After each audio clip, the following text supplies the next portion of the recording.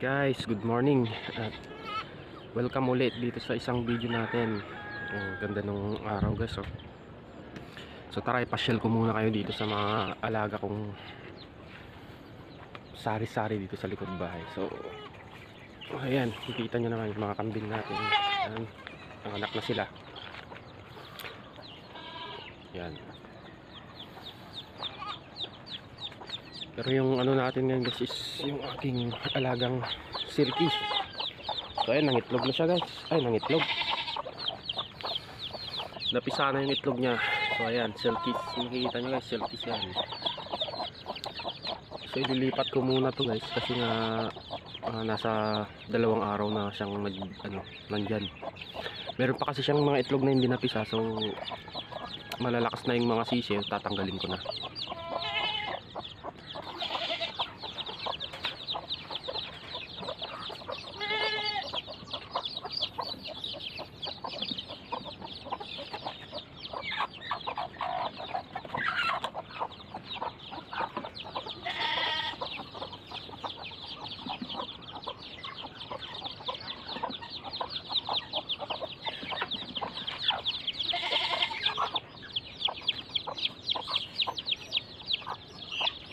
So yun guys, ayan, yung bali siyang sana to guys, kulang ng isa. So siguro naglakad na yung isa, palayo. Baka pumunta siya dito sa mga katabi niyang mga bagong pisa rin to guys, yan. Mamaya titignan natin, baka pumunta dito yung isa. So ito, kukulong muna natin guys. Tara.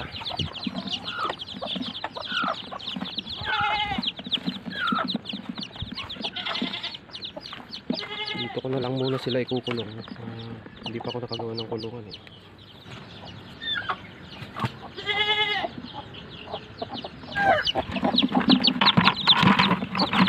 So ayan guys, dito na lang muna sila.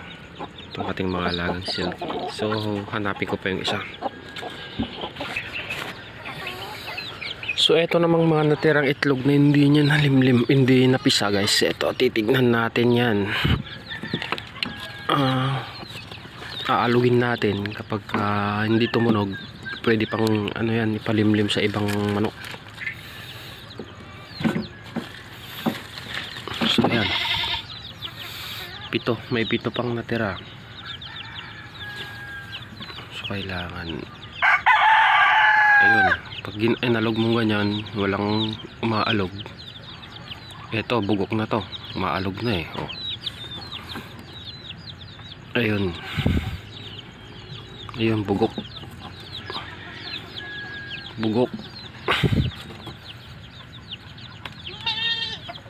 Ayun, hindi ayun, may 4. So itong 4 na to guys, may posibilidad na yan, pwede pang mapisa. So, ang gagawin ko ngayon dito guys, mamarkahan ko siya ng marker, tapos ipapasabay ko siya dun sa mga ibang naglilimlim na manok.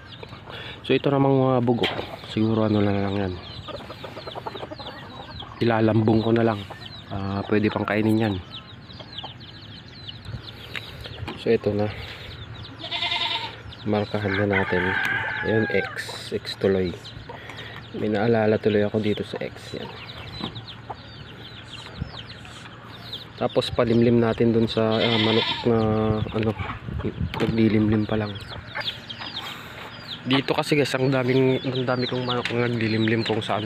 So yung iba na kapag pisa na, pero itong iba tulad dito, yan o, wala yung ina, malis. Doon pa sa kabila meron pa.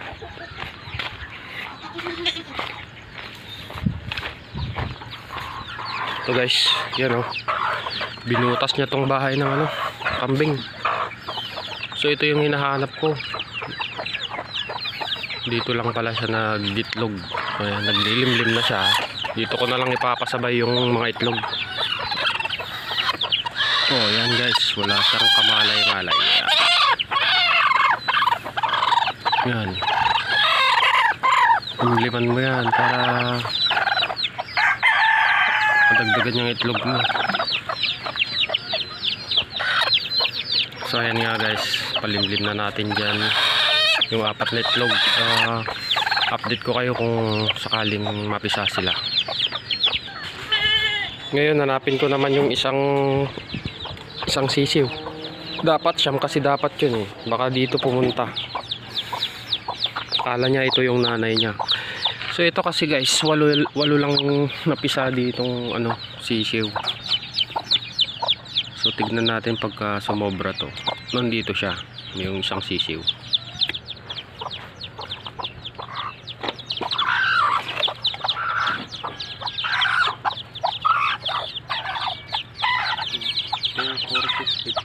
Nandito nga. So ito guys, bali siyam na yung sisiw niya. So nandito nga pumunta yung isang sisiw. Ang tanong, alin dyan? Medyo malalaki na rin to siguro. Yung pinakamaliit na lang kukunin ko. So ito guys, yung pinakamaliit. Tsaka ito, mukha siyang silky. Ayan. O tara. Ayun, inupuan niya ulit yung mga anak niya guys. So papasimplihan na lang natin na ilagay itong sisiw para hindi niya makita. Baka mamaya kasi sabihin niya hindi niya anak.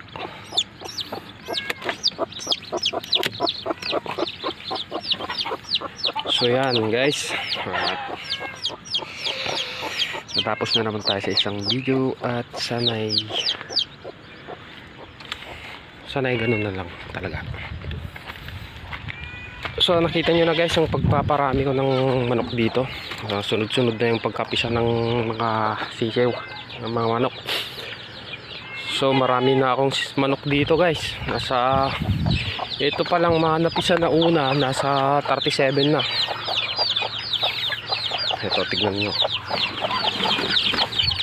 O yan, yung mga sumusunod. Meron pa dito.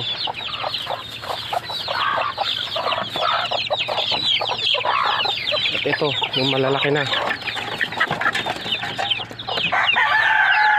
So ayun nga guys, patuloy nyo lang supportan tong channel ko para sa mga nag-aalaga ng manok dyan sa kapato, mahilig mag-alaga. So ayun guys, thanks for watching, see you next video.